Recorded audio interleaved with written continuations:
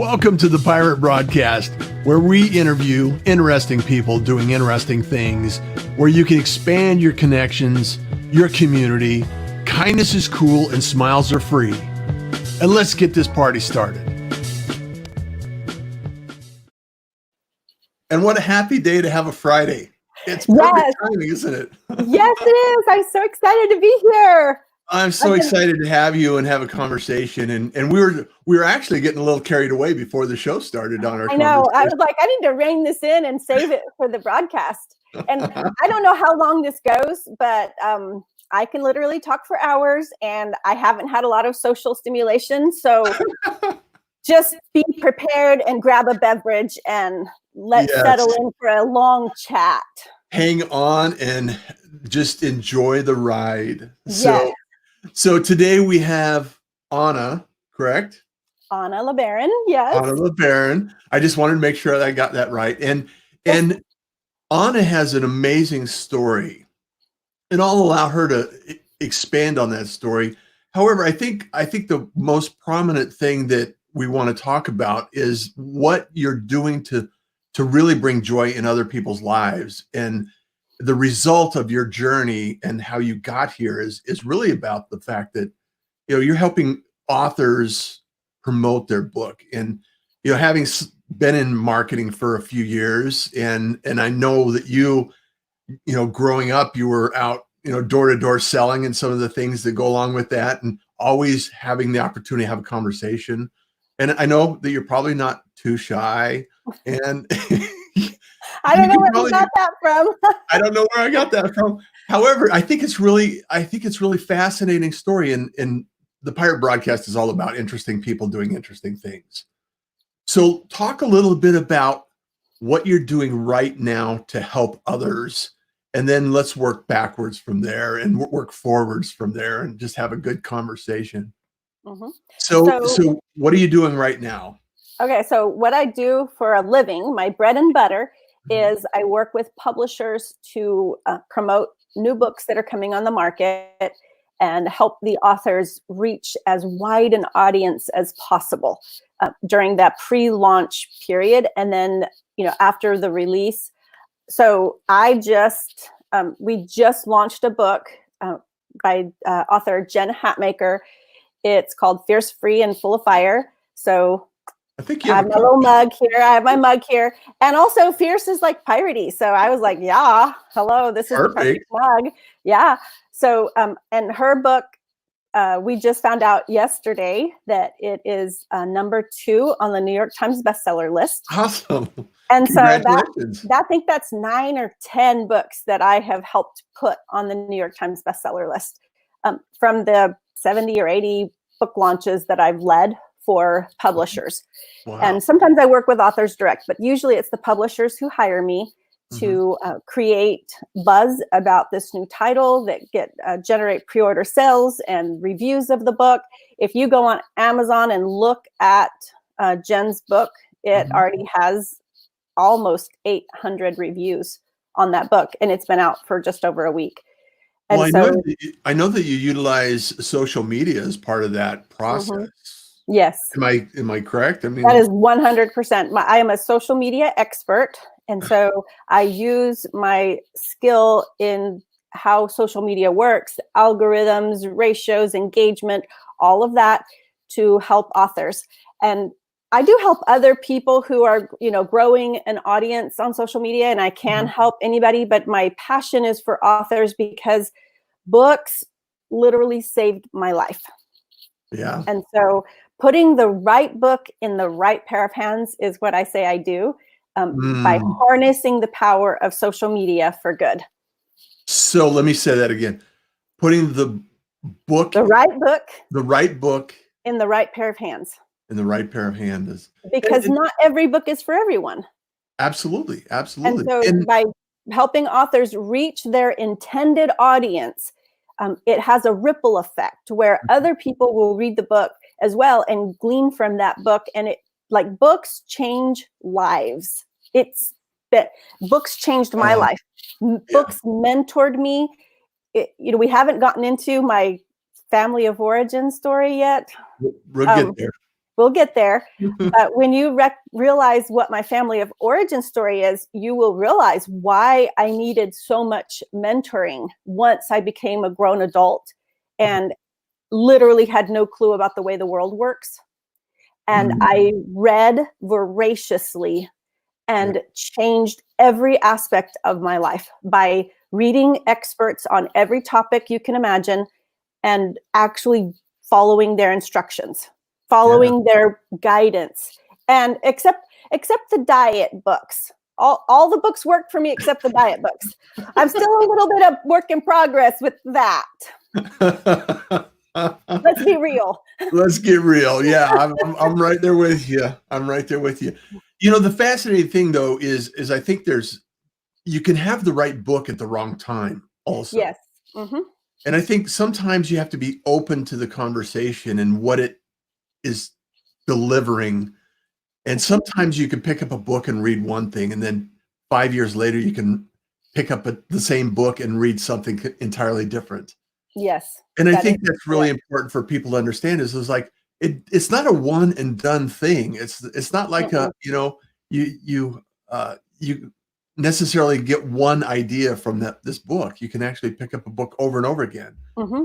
I think that's the beauty of. I have books that I have picked up over and over again that are just evergreen as far as the content, and will serve the reader at every aspect in every stage of their life. And those are the ones that stand the test of time. Do you have a favorite book that you pick up often, annually? Well, I don't reread books annually like that, but I have some that are on my bookshelf. One that in particular that I talk about in my book that helped change and shape my life is called The Divine Conspiracy by Dallas Willard. May he rest in peace. I never got to meet this author, and I'm so sad about that. But his ideas about spirituality helped shape my own spirituality. And then there's an author named Bob Hamp. He wrote the foreword to my book, and he's actually a friend of mine.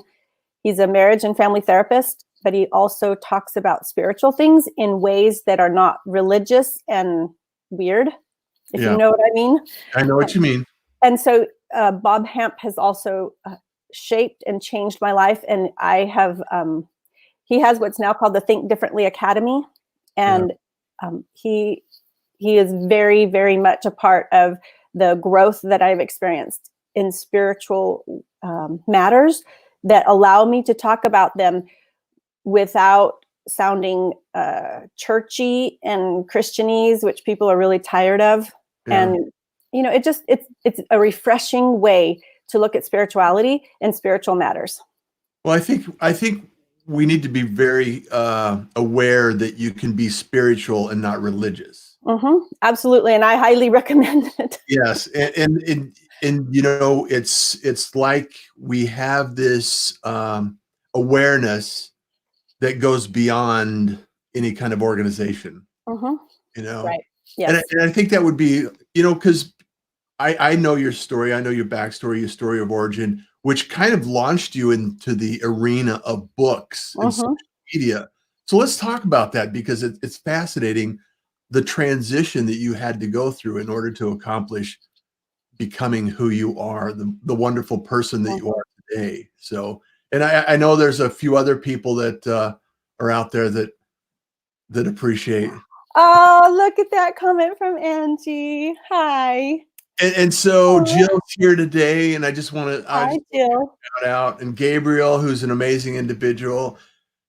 Wonderful Friday morning. And I just want to allow you the opportunity to share some of your origin story in a way that inspires others to think that they can do something different and become bigger than they are today. Because right now we're going through a historical global event that is changing lives every day. And for the most part, I'm a remote worker. I've been a remote worker for years. I've been in and out of corporate organizations. And right now, my life hasn't drastically changed. I'm a caregiver for my parents here at the home in Arizona. And my life revolves around family and caring for my family and doing work and the pirate broadcast and a few other things. So I got clients. And I think that you have inspired a lot of people to do bigger things with the books and everything else. So talk about your origin story and how that transition evolved into your life. Okay, so my story is one that a lot of people can relate to, not because they were born and raised in a violent polygamist cult like I was, but because of the trauma, abuse, and neglect that I experienced in my childhood. And so when people read my book, they are identifying with those elements of my upbringing and childhood. And they find it inspiring to know that because I've been able to heal from that trauma, abuse, and neglect, that it's possible for anyone to also go through that healing process and that healing journey that I went on. And I dive into that a little bit at the end of the book and kind of give readers some guideposts along the way of what I experienced. And so the story, though, is that I was born and raised in this polygamist cult led by my father. His name is Russ LeBaron. He was notorious in the 60s, 70s, and 80s. He was known as the Mormon Manson by the news media outlets that would report on the atrocities that he was responsible for. So, but before we go any further, I want to just clarify that the practices that my father engaged in were what's referred to as a fundamentalist Mormonism. It's very different than the modern day Church of Jesus Christ of Latter-day Saints. So I want to be very clear about the differences between those two religious practices before we go any further. Yeah. It's important. Yeah. It's important to everybody involved in either or both of those, that there be that clear differentiation. So my father, that's how I grew up. I was 3 years old when my father ordered the first hit on his own brother. And that hit was carried out. And so from the age of 3 on, my family began to live life on the run from the law. And so we grew up without any kind of stability. We moved often in the middle of the night, just leaving everything behind. Move, go, get in the car, run. You know, it was very scary, and it was a very frightening time for everybody. And the children didn't know what was going on. Obviously, the adults didn't talk about what was happening among the adults. But eventually, my father would be responsible for the deaths of more than 28 people. Some investigators have that count up to like 38. And there have been dozens of books written about my family of origin, my father in particular. And I decided to write my book because from the stack of books written about my family, the one voice that was missing was the experience of the child growing up in that environment. And so I really put on blinders when I wrote the book, because what I wanted my reader to experience is what it was like growing up in those circumstances. And so for the most part, if I don't know what's happening among the adults, my reader doesn't know either.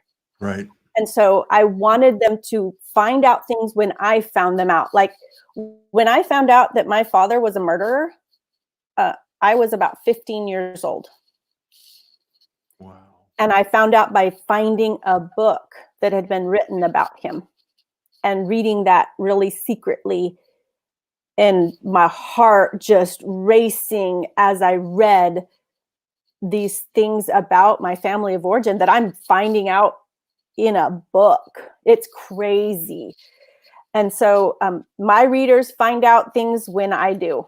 And so there were a few times when I would say things like, what I didn't know at the time, so that just to give some context to what's happening to the reader, but I was so judicious in how I used that.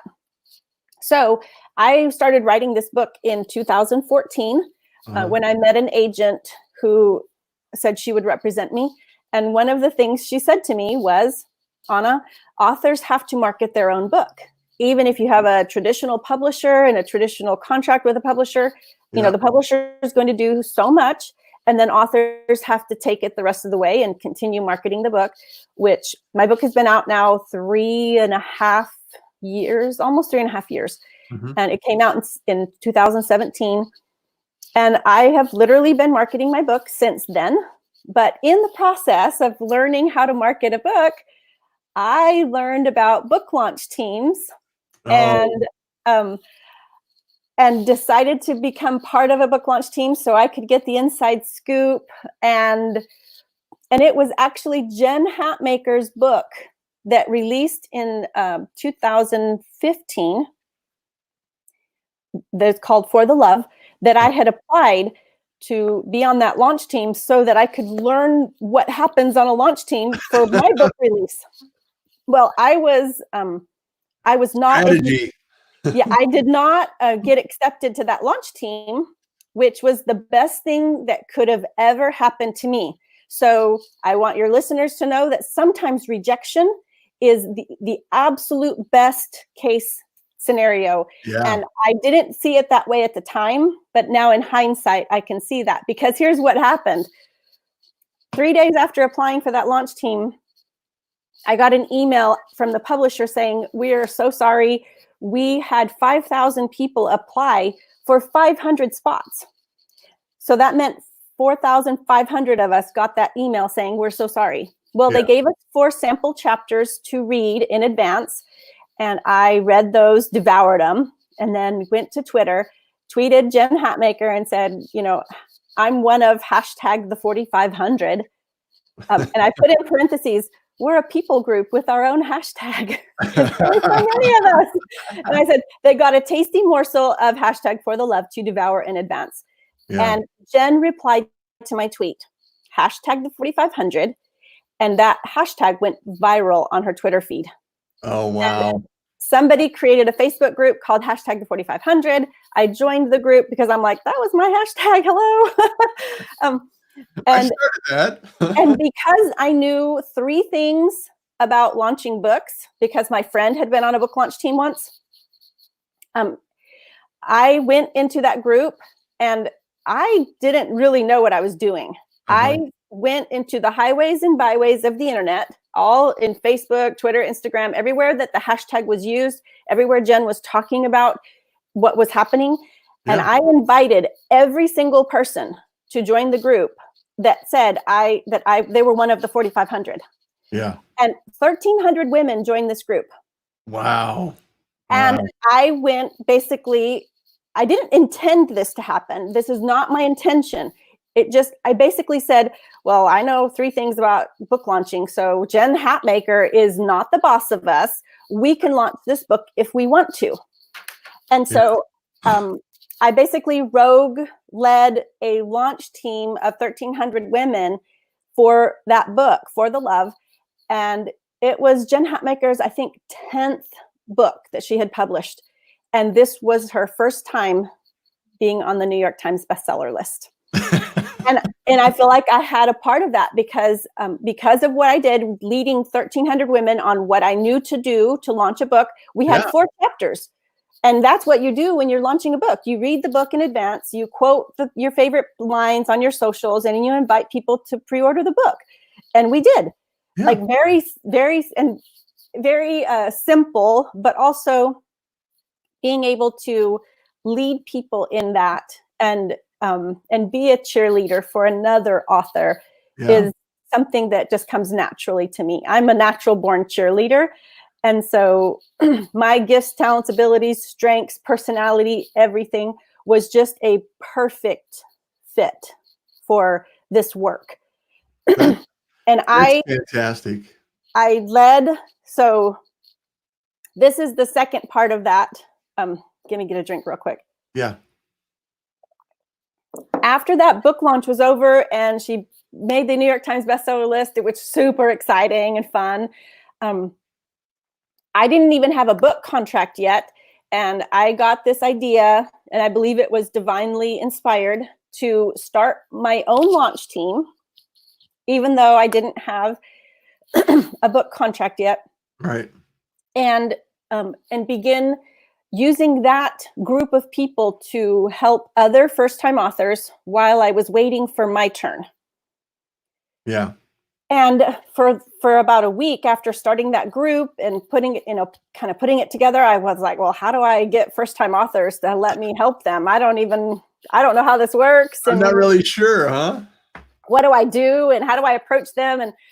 And literally a week from the time I got that idea, created the group, and then I was on Twitter and I saw a tweet from a publicist that I followed because of another author I enjoy. Uh-huh. And she said, this is a new memoir coming out January 2016. And it's a must read. And I love memoir. So I immediately tweeted the author and said, do you already have a launch team? Because you get to read the books in advance. And I was just wanting to participate on that launch team. So I tweeted the author that. And then later, the publicist put a review from Goodreads on Twitter. So I went and I was like, well, I've already offered to help promote the book. I should go see if this is any good. So I went and read the book. I read the review, and it was a good review. So I was like, okay, good. And then there was a comment on that review. So I'm knee deep in Goodreads right now. Uh-huh. And this comment says, I've read a lot of books about polygamy. This is one of the great ones. And I was like, what the what? So I went back to that author's Twitter feed, found her website link, clicked, started reading her history page. And as I'm scrolling, I am seeing a picture of my Uncle Joel, who my father had murdered. And then I scroll further and there's my father's mugshot because yes, the law eventually did catch up with my father. And he was tried and convicted and sentenced to life in prison, not for that murder, but for another one. Yeah. But I'm sitting there recognizing that the person that I had tweeted was my cousin Ruth, that I didn't know personally, not knowing that that's, what was happening. And so I immediately, life, huh? The threads of life. I immediately tweeted her again and said, Ruth, I did not know that we were related when I tweeted you. And I escaped my father's cult when I was 13 years old and have created a life for myself that I'm proud of because I wanted to distance myself from what my father had done immediately because since that happened in 1973, so over 4 decades later, her family, her father with his multiple wives and 40 some children, and my father with his 13 wives and 50 some children. So basically 100 children between 2 men. Wow. Our 2 families hadn't spoken in 4 decades. And here I had tweeted her publicly. Yeah. So I messaged her privately and said, I'll delete those tweets if you want me to. And I did not mean to intrude on your life in this way. And so you just let me know what to do. But I really meant it that I, wanted to read your book and help promote it because I love memoir. And so we eventually connected. We had a very long conversation after she sent me an advanced reader copy of her book. And at the end of that very long, difficult, emotional conversation, well, right before we hung up, I said, well, can we get back to the original question? And I said, do you already have a launch team? Yeah. And she said, what's a launch team? And I said, I'm your girl. Let me help you. I can help you with this. And here she is, a first-time author. And here I am with this, New York Times best-selling book launch under my belt. And I put together a team of people that would read her book and help promote it. And we did everything that needed to happen. And her book also became an instant New York Times bestseller. And that's when I realized that I really had something here that I could offer to the world, especially the publishing world, is that the intuitive way that I understand social media and how it works and algorithms. And I didn't even know the word algorithm at the time. I just knew that these were the kinds of things that you do to get more people to see your posts. You knew cause and effect. Cause and Yes. effect. It's like, Yes. okay, if I do this, if I do A, B will Mhm. happen. And since then, that was 2015. Since then, I've learned a whole lot more that Yeah. allow me to do this work that is so fulfilling Yeah. and gratifying. Yeah. Because I believe that every book has an audience. Every book has an audience.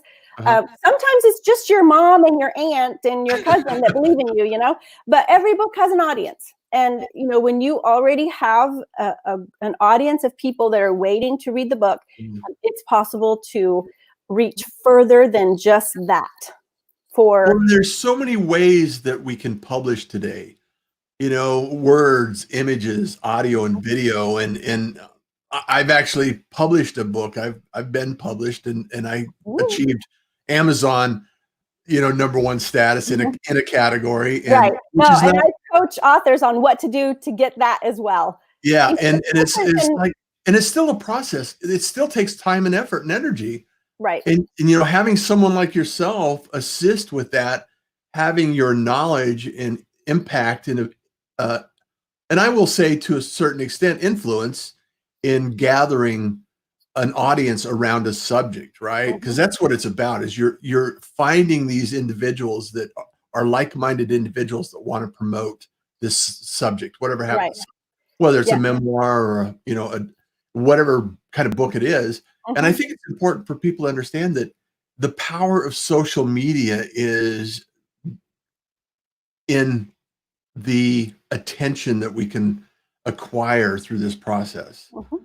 And it doesn't have to be a million people. It could be, a much smaller audience and be incredibly powerful. Right. Oh, absolutely. Yeah. So what's your favorite social platform? My favorite is Facebook. Okay. I love Twitter for what Twitter does, and I love Instagram for how Instagram does. Uh-huh. But Facebook will always hold a special place in my heart, just Uh-huh. because I discovered Facebook in 2009, and it was like the heavens parted and the angels sang the Hallelujah chorus. Because I'm such a social person, Yes. and connecting to people, and I'm an includer. If you've done the Strengths Finder, I'm an includer. That's one of my Okay. top 5. And so being able to connect to people and include people in my life Uh-huh. that want to be part of my life, it was like my heart's longest desire was fulfilled. So And so, it fills you up and provides you with joy. And yeah, that's my thing with the pirate broadcast is, yeah, the opportunity and ability, and also with the Pirate Syndicate, being able to provide this support for other people that want to do it and don't want to necessarily deal with the technology of doing it, right? right.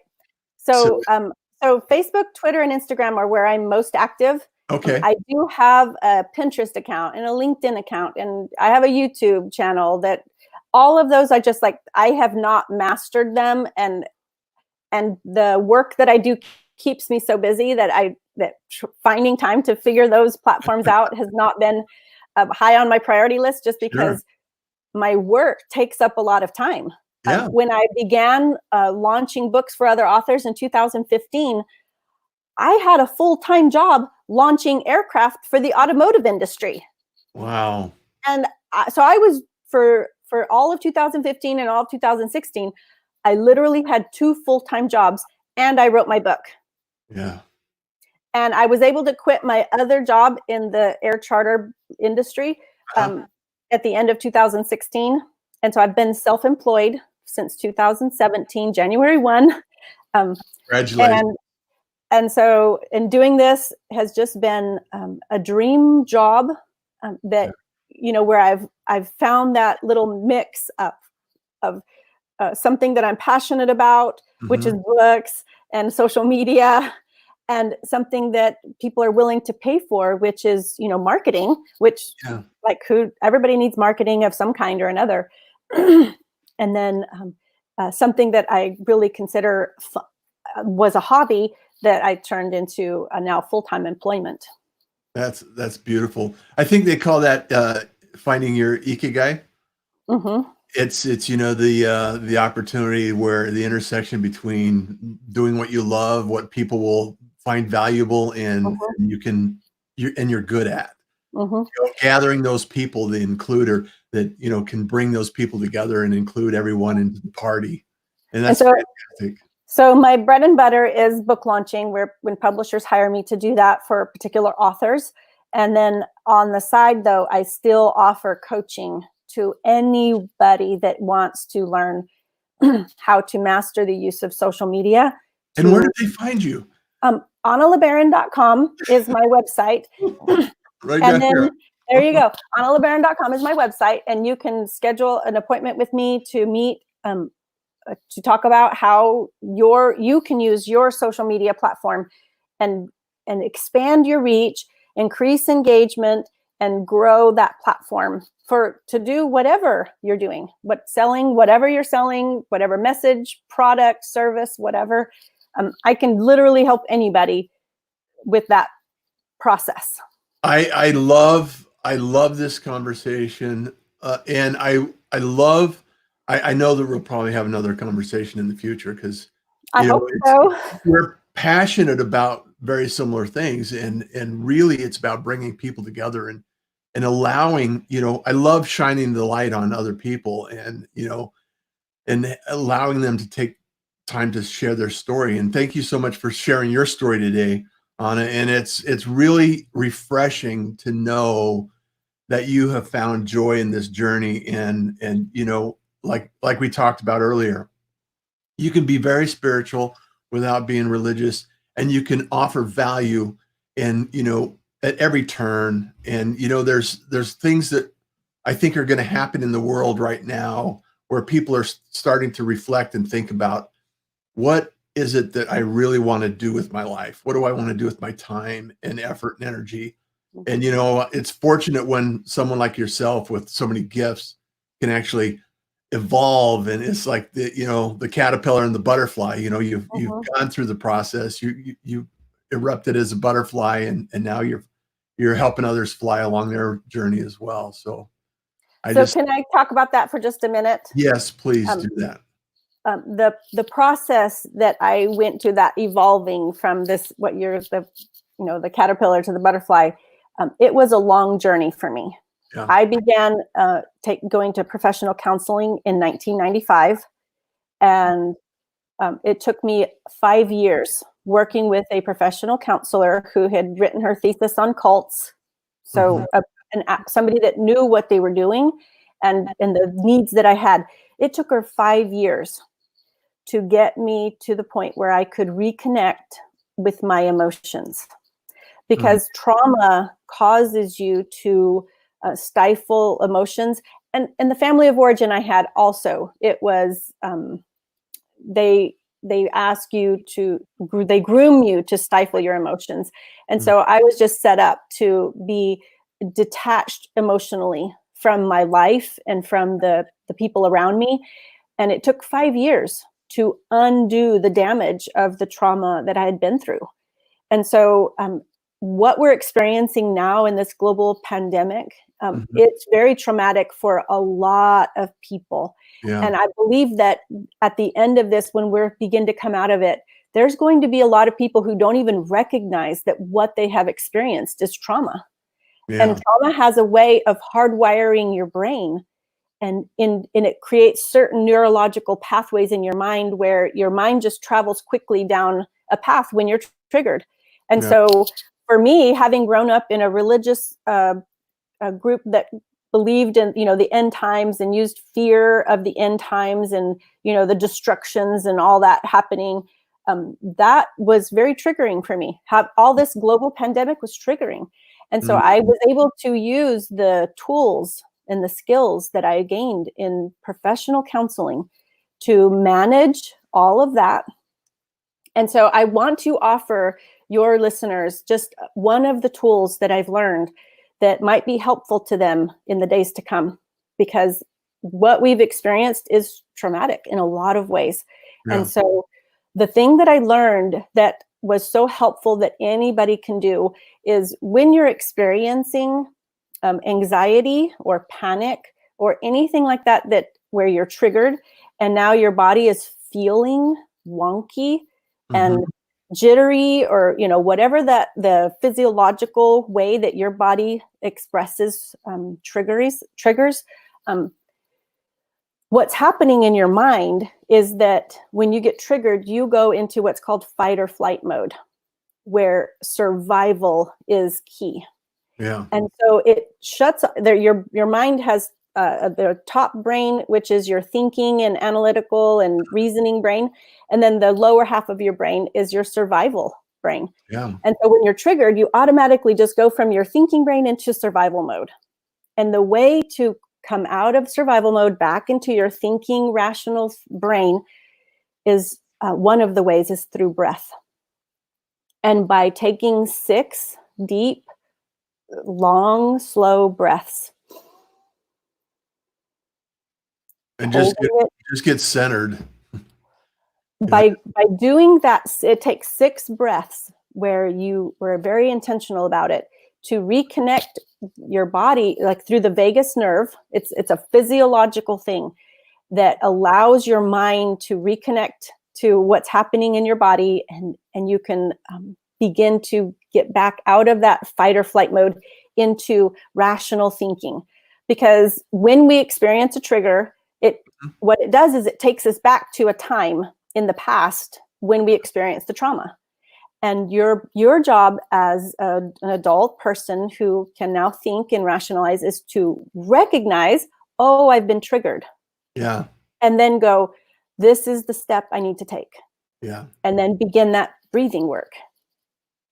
And then it brings you back into the present and then the other half of that is, once you start the breath work, is to begin speaking out loud. It's 2020. I'm safe right now. And if you're really safe, you can actually say that. I mean, if somebody's chasing you, or a bear is chasing you, or somebody's holding a gun to you, you're not safe. You don't say that. When you're sitting in your house and having been triggered, you can say, I'm safe right now. And it's 2020. It's May 1st. Well, it's May 1st now, but you say the date, the time. I'm in this room. The walls are green. I can feel the carpet under my feet, where you're grounding yourself back into the present using your senses. Yeah. What you see, what you hear, what you feel, what you smell, what you taste. Here I have my coffee, So you ground yourself back into the present, and it allows your body to then release that those physiological experiences of being triggered. I really appreciate you sharing that. And I think that, a lot of people may not even recognize, they just feel anxious. They feel anxiety. And so they may not connect the dots between being stressed and triggered and having that anxiety. So take that, use it to your advantage, breathe.